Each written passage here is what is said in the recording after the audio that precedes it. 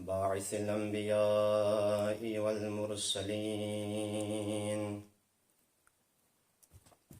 ثم الصلاة والسلام والتحية والإكرام على محمد وأهل بيته الطيبين الطاهرين المعصومين المظلومين، ولعنة الدائمة الأبدية على أعدائهم أجمعين من الآن إلى قيام يوم الدين.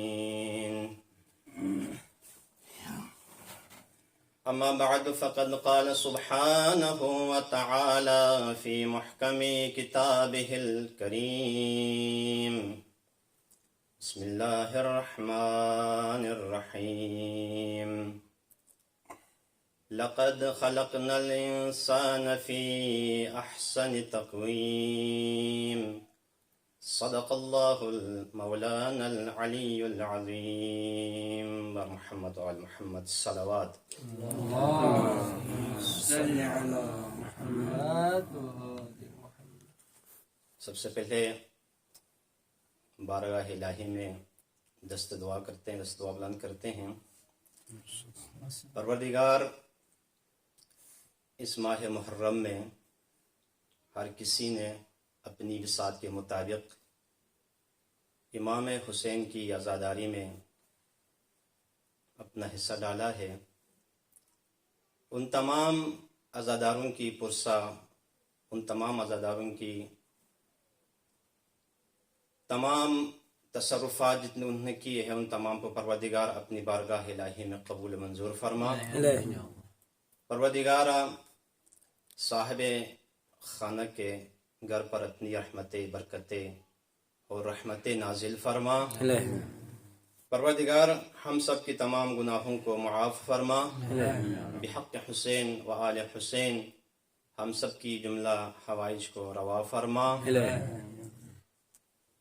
میں نے سرنامہ کلام قرار دیا ہے قرآن مجید کی ایک چھوٹی سی آیت ہے. خداوند قدوس اس آیہ کریمہ میں فرماتے ہیں: لقد خلقنا الانسان فی احسن تقویم. ہم نے انسان کو بہترین اعتدال میں خلق کیا ہے. اگر ہم قرآن کی آیات اور روایات میں غور و فکر کر لیں تو ہمیں پتہ چلتا ہے کہ خداوند قدوس نے اتنی ساری مخلوقات میں سے انسان کو اشرف المخلوقات بنا کر خلق فرمایا ہے. اس بڑی کائنات میں بہت ساری مخلوقات ہیں اگر ہم تھوڑا سا غور فکر کر لیں، لیکن ان تمام مخلوقات میں سے خداوند قدوس نے انسان کو اشرف المخلوقات بنا کر خلق فرمایا. اور خداوند قدوس قرآن مجید میں خود فرماتا ہے: سخر لکم ما فی السماوات و ما فی الارض. یہ انسان کی عصمت کی دلیل ہے کہ خداوند عالم نے اس پوری کائنات کی تمام چیزوں کو فرمایا ما فی السماوات و ما فی الارض. جو چیزیں آسمانوں میں ہے اور جو چیزیں زمین میں ہے، ان تمام چیزوں کو ہم نے اے انسان تمہارے لیے مسخر کیا. یعنی انسان کو خداوند عالم نے کسی اور چیز کے لیے مسخر نہیں کیا، بلکہ تمام چیزوں کو، چاہے وہ زمین میں ہو چاہے وہ آسمانوں میں ہو، خداوند قدوس اس انسان کے لیے مسخر فرمایا. یہ انسان کی عصمت کی دلیل ہے. خداوند قدوس انسان کی عصمت کو قرآن کی ایک اور آیت میں یوں ارشاد فرماتا ہے، بیان فرماتا ہے: وَلَقَدْ كَرَّمْنَا بَنِي آدَمَ وَحَمَلْنَاهُمْ فِي الْبَرِّ وَالْبَحْرِ وَرَزَقْنَاهُمْ مِنَ الطَّيِّبَاتِ وَفَضَّلْنَاهُمْ عَلَى كَثِيرٍ مِّمَّنْ خَلَقْنَا تَفْضِيلًا. بنی آدم کو ہم نے خلق کیا اور خلق کرنے کے بعد فرمایا کہ اس انسان کو ہم نے ہماری بہت سی مخلوقات پر اس کو فضیلت دی ہے. فضیلت کس بنیاد پر ہے؟ آیا کھانے کی بنیاد پر ہے، چلنے کی بنیاد پر ہے، خواہشات کی بنیاد پر ہے؟ نہیں. لقد خلقنا الانسان فی احسن تقویم. اس میں احسن تقویم سے مراد یہ ہے کہ انسان کو خداوند قدوس نے خلق فرمایا اعتدال کے ساتھ، اور اس میں شعور عقل رکھنے کے بعد اس انسان کو تمام مخلوقات سے افضل قرار دیا. چونکہ انسان میں عقل بھی ہے، انسان میں کیا ہے، خواہشات بھی ہے. یہ دونوں چیزیں رکھنے کے بعد اب انسان کے اختیار میں ہے کہ انسان اپنی عقل کو استعمال کرتے ہوئے ملائکہ سے افضل ہو جائے، یا اپنی خواہشات پر عمل کرتے ہوئے حیوانات سے گر جائے. یہ تو قرآن کی آیات واضح بیان کر رہی ہے. خداوند قدوس خود فرماتا ہے، ایک آیہ کریمہ یہ ہے کہ اس کے جو آخری آیات یہ ہے، لہم قلوب لا یفقہون بہا ولہم آذان لا یسمعون بہا. پہلے فرمایا کہ ہم نے بہت سے انسانوں اور جنات کو جہنم کے لیے پیدا کیا. اس کے بعد فرمایا یہ تو ممکن نہیں ہے کہ بہت سے انسان ہو اور خداوند قدوس کا ان کو خلق کرنے کا مقصد ہی جہنم ہو. نہیں، بلکہ جہنم میں جانے والے ان کی صفات بیان کرتے ہوئے فرمایا لہم، یہ وہ افراد ہیں جن کے لیے جہنم ہم نے تیار کر رکھا ہے. وہ کیا ہے؟ لہم قلوب، جس کے لیے دل ہے، لا یفقہون بہا، لیکن اس دل سے کام نہیں لیتے، اس دل سے سوچتے نہیں ہے. وَلَهُمْ آذَانٌ لَا يَسْمَعُونَ بِهَا، ان کے لیے کان ہے لیکن سنتے نہیں ہے. سب چیزوں کو سنتے ہیں لیکن خداوند قدوس فرماتا ہے ان کے لیے کان ہے، سنتے نہیں ہے. کیا مطلب؟ ہر چیز کو سنتے ہیں لیکن جب حق کی بات آتی ہے تو اس کے کان بہرے ہو جاتے ہیں، اس کا کان کام کرنا چھوڑ دیتا ہے. یہ انسان جہنم کے لیے خلق کیا ہے. آگے فرمایا وَلَهُمْ أَعْيُنٌ لَا يُبْصِرُونَ بِهَا، تمام چیزوں کو یہ انسان اپنی آنکھوں سے دیکھتا ہے، لیکن جہاں کر حق کی بات آتی ہے، حق کا معاملہ آتا ہے تو انسان کی آنکھیں اندھی ہو جاتی ہے، حق نظر نہیں آتا. یہ جو انسان ہے اس کے لیے خداوند قدوس نے فرمایا کہ ہم نے اس کو جہنم کے لیے خلق کیا ہے. در حالانکہ خدا کا مقصد انسان کو خلق کرنے کا جہنم نہیں تھا، بلکہ خدا نے انسان کو خلق کرنے کے بعد اس کو اپنے اختیار میں دے دیا. چاہے جو کرے تمہاری مرضی، چاہے تم شاکر بن جائے چاہے تم کافر بن جائے، تمہارے اختیار میں ہے. جبر ہمارے پاس نہیں ہے، کیونکہ انسان کی ضمیر، انسان کی خلقت، انسان کی طبیعت جبر کو قبول نہیں کرتا. خداوند قدوس نے انسان کو اختیار دے کر مختار بنا کر، فاعل مختار بنا کر بھیج دیا ہے. اب انسان کی مرضی ہے، چاہے وہ الہی نمائندے کی بات سن کر اپنے آپ کو جنت کا حقدار بنائے، چاہے وہ اپنی خواہشات پر عمل کرتے ہوئے یا شیطان کی بات مان کر اپنے آپ کو جہنم کا حقدار بنے. انسان کی اپنی اختیار میں ہے. خداوند قدوس نے کسی کو جبرن نہ جنت لینا ہے، خداوند قدوس نے جبرن کسی کو جنت میں داخل کرنا ہے، یہ نہیں کرے گا. خداوند قدوس نے یہ فرمایا اِنَّا عَلَيْنَا لَلْهُدَىٰ، ہدایت کی ذمہ داری ہم نے لی ہے، ہم نے ہادی مقرر کرنا ہے. ہمارے ہادی کا بات ماننا تمہاری ذمہ داری ہے. اگر ہمارے جو ہدایت کرنے والے ہیں ان کی بات مانیں گے تو جنت میں جائے گا، ورنہ تمہاری مرضی، تمہارے لیے جہنم کیا ہے وہاں پر تیار ہے. اور محمد وعلی محمد صلوات.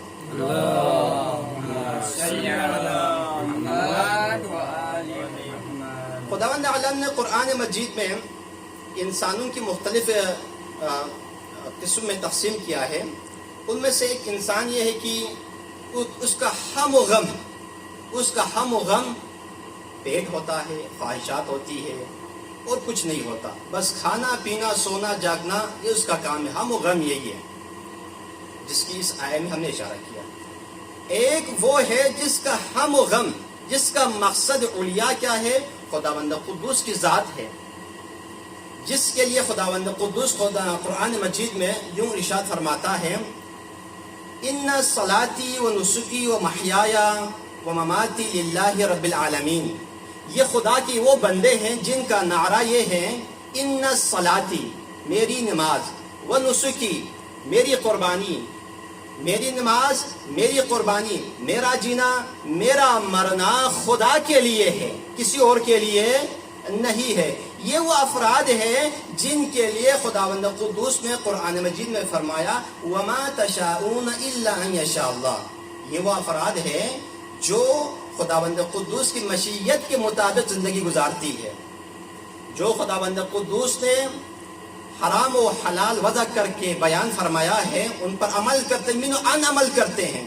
لیکن بعض ایسے انسان ہیں جو کبھی اچھا عمل کرتے ہیں اور کبھی برا عمل کرتے ہیں. اس کا جو قرآن مجید میں کیا ہے اشارہ موجود ہے، وہ ایک اچھا عمل کرنے کے بعد ایک برا عمل بھی کرتے ہیں. تو اس کا کیا ہو گیا؟ آخر میں فرماتے یہ انسان بھی جو اچھا عمل کرنے کے بعد ایک برا عمل کرتے ہیں یہ بھی آخر میں نجات پانے والوں میں سے ہوگا. کیوں؟ اس کی ضمیر، اس کا وجدان، اس کی عقل ابھی زندہ ہے. اس کی وجہ سے وہ اچھے عمل کرتے ہیں اور برے عمل کو بھی وہ انجام دیتے ہیں. اس کا مطلب ہے کہ اس کی ضمیر ابھی بیدار ہے، وجدان بیدار ہے، عقل بیدار ہے. یہ راہ راست پر آنے کی اس میں صلاحیت موجود ہے. لیکن وہ انسان جس کا دل بھی مردہ ہو، جس کی آنکھیں بھی اندھی ہو، جو بہرا ہو، جو گونگا ہو، یہ راہ راست پر آنے کی اس میں صلاحیت نہیں ہے. اس نے ڈائریکٹ جانا ہے جہنم میں مرنے کے بعد. ٹھیک ہے. تو خداوند قدوس اگر ہم اس آیے کریمہ میں غور فکر کر لیں تو 3 انسان کے گروہ ہو گئے. نمبر 1 وہ افراد جو وما تشاءون الا ان یشاء اللہ کے کیا ہے مالک ہے. اور وہ افراد جو کبھی اچھا کرتے کبھی برا بھی کرتے ہیں، جیسے ہم لوگ ہیں. ہم کبھی اچھا بھی کرتے ہیں کبھی برا بھی کرتے ہیں. ایک اچھا کام کرنے کے بعد دوسرے دن ایک برا کام کر لیتے ہیں تو بیلنس برابر ہو گیا. لیکن اگر وہ انسان جس کا ضمیر، جس کا وجدان، جس کی عقل زندہ ہو، وہ برا کام کرنے کے بعد سوچتا ہے کہ میں نے یہ برا کام کیوں کیا، درحالانکہ مجھے خداوند قدوس نے یہ تمام نعمتیں دی ہے، اس کے باوجود میں اس خالق اکبر کا نافرمان کیوں بن رہا ہوں. یہ سوچنے کے بعد انسان کی ضمیر جاگنے کے بعد انسان اس عمل کو دوبارہ نہیں کرنے کا وہ مستحکم اور محکم ارادہ کر دیتا ہے. جب ارادہ کر دیتا ہے اور استغفار کرنے کے بعد جو گناہ کیا تھا وہ ختم ہو جاتا ہے. ختم ہونے کے بعد اس میں یہ صلاحیت آ جاتی ہے کہ وہ ارتقاء کے منزلوں کو طے کر لے اور خدا کا مقرب بندہ بن جائے. یہ نہیں ہو سکتا کہ انسان گناہ کرنے کے بعد کہے یہ بہت گناہ گار ہے، یہ وہ ہے. نہیں. اسی لیے قرآن مجید میں یہاں تک کہا ہے کہ جو توبہ کرنے کے بعد اگر کوئی توبہ کر لے تو خداوند قدوس اس توبہ کی وجہ سے اس انسان کے برے اعمال کو ختم کر دیتا ہے. معیار انسان یہی ہے کہ انسان اپنے آپ کو اپنے خالق کا ایک عبد کے طور پر اس دنیا میں زندگی گزارے. یہ نہیں ہے کہ انسان ہر وقت ہر لحظہ خدا کی مخالفت کر لے اور کبھی کبھار جا کے تھوڑی سی کیا کرے عبادت کر لے. یہ نہیں ہے، بلکہ انسان کو چاہیے کہ انسان اپنے اندر ایسی صفات پیدا کرے کہ وہ خدا کا مقرب اور اہل بیت کا مقرب انسان بن جائے. یہ چیزیں ہیں. اور اگر ہم تاریخ میں اور سیرت کی کتابوں کا مطالعہ کر لیں تو پتہ چلتا ہے کہ ہمارے ائمہ علیہ السلام نے زندگی کیسے گزاری. وہ بھی انسان ہے، ہماری طرح انسان ہے. وہ بھی کھاتے ہیں، پیتے ہیں، وہ بھی سوتے ہیں، جاگتے ہیں، چلتے ہیں، ہماری طرح ہے. لیکن خداوند عالم نے انہیں ہماری ہدایت کے لیے دنیا میں بھیجا اور ان کی سیرت ہمارے نمونۂ عمل ہے. حضرت امام حسین علیہ السلام اور دیگر ائمہ ان کا نعرہ یہ تھا رضن بقضائک و تسلیماً لامر مولا. امام حسین کا ایک نعرہ یہ بھی تھا من وجد ما فقدک ومن فقدک ما وجدک. پروردگار جس نے تجھے پایا اس نے کیا کھویا، اور جس نے تجھے کھویا اس نے کیا پایا. کربلا میں امام حسین کا مطمع نظر، امام حسین کا ہم و غم رضائے پروردگار اور خدا کی مشیت پر راضی ہونا تھا۔ رضن بقضاء، امام حسین نے فرمایا پروردگار یہ تمام چیزیں، تمام مصیبتیں میرے لیے آسان ہیں، میرے لیے کچھ بھی نہیں ہے یہ، کیوں؟ یہ تمام چیزیں پروردگار آپ کے سامنے ہو رہا ہے، اس لیے مجھ حسین پر یہ گراں نہیں گزر رہا۔ رضن بقضاء و تسلیما لامر مولا۔ امام حسین نے جب ہر ایک امام حسین سے بچھڑ گئے، امام حسین نے کہا رضن بقضاء و تسلیما لامر مولا، جب آپ اور میرے مولا کربلا میں آخری وداع کر کے چلے گئے تو کوئی نہ رہا، امام حسین اکیلے رہ گئے، تھکا ہے، پیاسا بھی ہے، اکبر کی جوانی کا غم بھی ہے، عباس بھائی اس کا غم بھی ہے، اپنے جانے کے بعد بہنوں کی اسری کا غم بھی ہے۔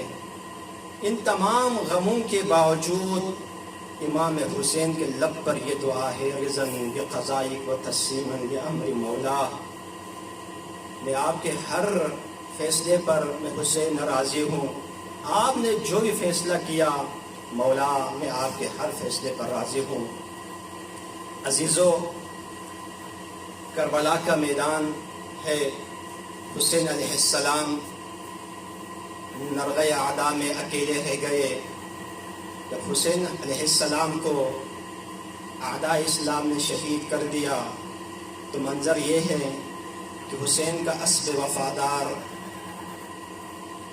خیمگاہ کی طرف واپس آتے ہیں۔ جب خیمگاہ کے قریب پہنچتے ہیں تو مخدرات عصمت رسول کی نواسیاں چہروں پر ماتم کرتے ہوئے خیموں سے نکلتے ہیں۔ کوئی کہتا ہے یا ابتا، کوئی کہتا ہے یا اخا، کوئی کہتا ہے یا مولا۔ ان میں حسین کی ایک چھوٹی سی بچی ہے، یہ بچی اسب وفادار کے قریب آتے ہیں اور ایک چھوٹا سا سوال کرتی ہے۔ اگر اس سوال پر ہم غور کر لیں تو رونے کے لیے ہی سوال ہمارے لیے کافی ہے۔ سوال یہ تھا، لیکن یہ زلجنا سوال کیا، اے زلجنا میں سمجھ گئی کہ میرا بابا شہید ہو گیا ہے، لیکن میرا بابا 3 دن کا بھوکا پیاسا تھا۔ اسقی ابی ام قتل عطشانا، آیا میرے غریب بابا، میرے پیاسا بابا کو آیا ایک بوند پانی دے کر شہید کر دیا؟ ام قتل عطشانا، یا میرے غریب بابا کو پیاسا شہید کر دیا؟ یہ سوال تو کیا تھا ایک بہن نے، لیکن زلجنا نے اس کا جواب نہیں دیا۔ عزیزو، جب 13 محرم آتا ہے، آپ اور میرے مولا امام سجاد کربلا کے میدان میں واپس آتے ہیں، دیکھا کہ کربلا میں امام حسین اور اصحاب کے جتنے بھی لاشیں ہیں وہ پڑے ہوئے ہیں۔ جب امام سجاد نے ہر ایک کو دفن کیا، دفن کرنے کے بعد اپنے بابا کے نازنین بدن کو بھی زمین کربلا کے حوالے کرنے کے بعد بہن کے اس سوال کا جواب مولا نے اس انداز میں دیا، ھذا قبر الحسین ابن علی الذی قتلوہ عطشانا۔ بہن سکینہ، جو سوال آپ نے 10 محرم کو کیا تھا ذوالجلال سے، آیا میرے بابا کو پیاسا شہید کیا تھا یا پانی کا ایک بوند دے کر شہید کیا تھا؟ بہن جواب یہ ہے، ھذا قبر الحسین ابن علی، یہ حسین ابن علی کا قبر ہے جس سے کربلا کے اس میدان میں غربت کی حالات میں پیاسا شہید کیا گیا۔ اِنَّا لِلَّهِ وَإِنَّا إِلَيْهِ رَاجِعُونَ۔ وَسَيَعْلَمُ الَّذِينَ ظَلَمُوا أَيَّ مُنقَلَبٍ يَنقَلِبُونَ۔